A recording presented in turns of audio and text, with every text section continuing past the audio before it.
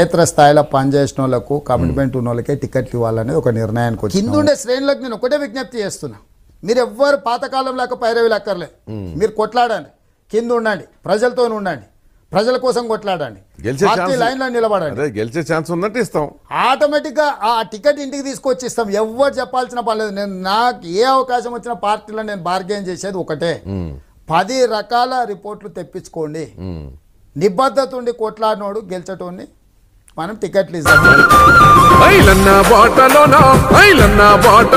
ఉరికిరామో తమ్ముడా బాటలోనా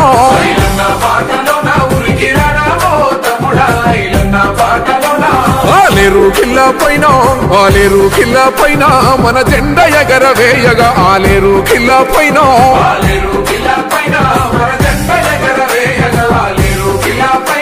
ఎంకన్న గండ దండ ఎగిరే కాంగ్రెస్ జెండా తన ధైర్యం అంటూ కదిలే మన బీర్లా గైల